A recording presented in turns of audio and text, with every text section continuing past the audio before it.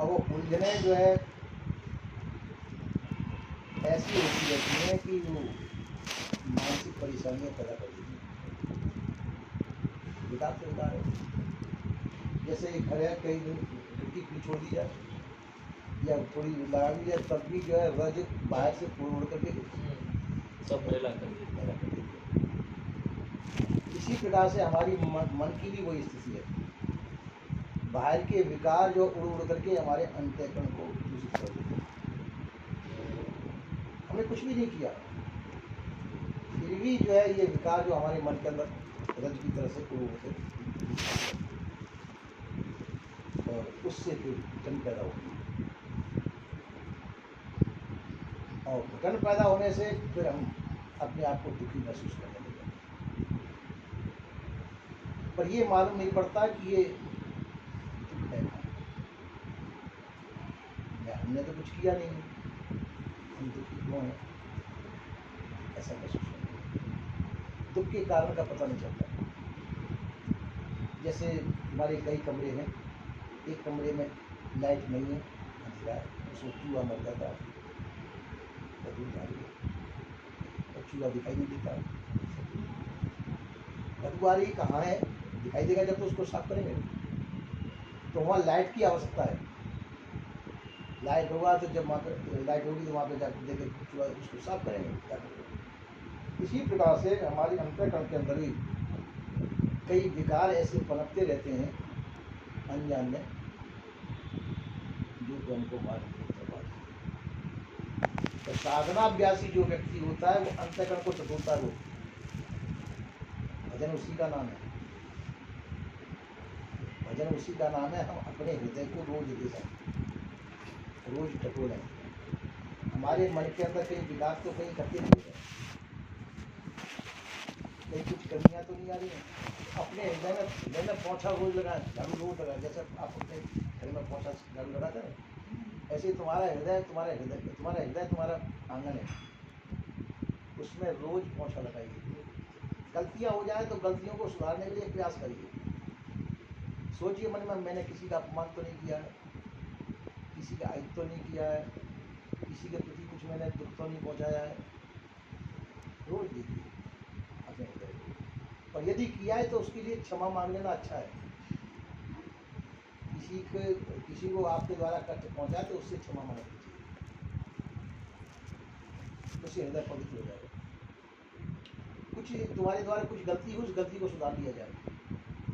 जो व्यक्ति ऐसा देखता है उसका अंतःकरण बिल्कुल पवित्र हो जाता है। अपनी गलतियों को देखना, और हम करते क्या, हम दूसरे की गलती को देखते हैं। हमने किसी से कुछ कहा तो हम देखते हैं दूसरे ने मेरे से ऐसा कहा, तो दूसरे ने कहा वो तो हमने देख लिया, पर हमने क्या कहा ये हमने नहीं देखा। इसलिए हमारा अंतःकरण दूषित बना रहता है, हमारा हृदय शुद्ध नहीं बन जाता। तो अपनी गलतियों को देखना ये बहुत बड़ा कार्य है। अपनी गलतियों को देख करके उन गलतियों को अपने अंदर से निकाल देना चाहिए, तो बहुत जल्दी शुद्ध साफ हो जाएगी। और अंतःकरण की शुद्धि के द्वारा सब विकार, सब कूड़ा कचरा सब निकल जाएगा। पर हम उसको निकाल इसलिए नहीं पाते कि हम उसको अच्छा समझते हैं।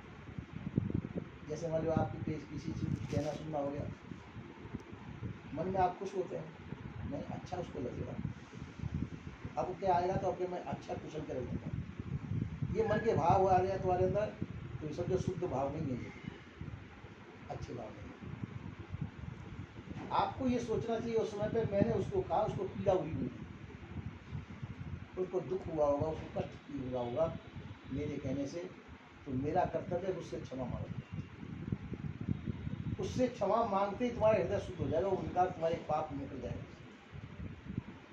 और मन के अंदर ये सोचते हैं कि मैंने उस दिन कुछ अच्छा उल्टी सीधा सुना दिया, अब क्या मिलेगा तो आपके मुँह तोड़ दूंगा मैं, तो ये भाव क्या है, ये अंतःकरण को दूषित करेगा।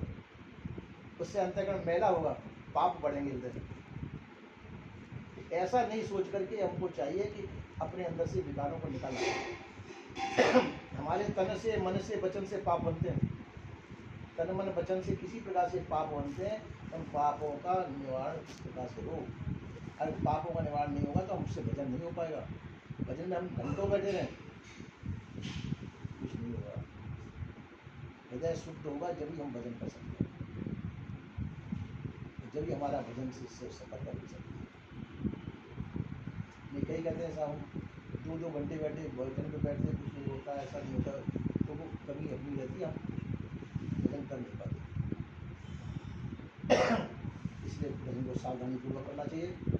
उसके लिए तैयार, जैसे हम खेत बोते हैं, खेत के अंदर से खरपतवार निकालते हैं, उसको शुद्ध बनाते हैं, शक्कर फिर उसमें खेती करते हैं, फिर उसके अंदर जो जो दवाइयाँ लगती है दवाइयाँ डालते हैं और उसको सही कर देते, तब तक उसमें अच्छी फसल होती है। अगर ऐसा सब कुछ नहीं करें, वैसे ही बीज डाले वैसे वो वैसी फसल होती है।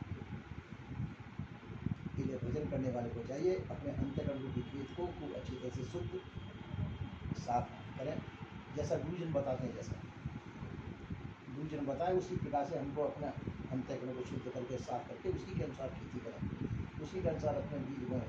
हमारी भक्ति की फसल बहुत हरी भरी जाएगा, हमको अपने लक्ष्य की प्राप्ति होगी। और यदि हम अपना मन के दुराग्रह को नहीं त्याग पाएंगे, गुरुजनों का कहना नहीं सुनेंगे, तो अपने मन की बात रखेंगे, तो जैसा गुरुजन कह रहे हैं वैसा नहीं हो पाएगा।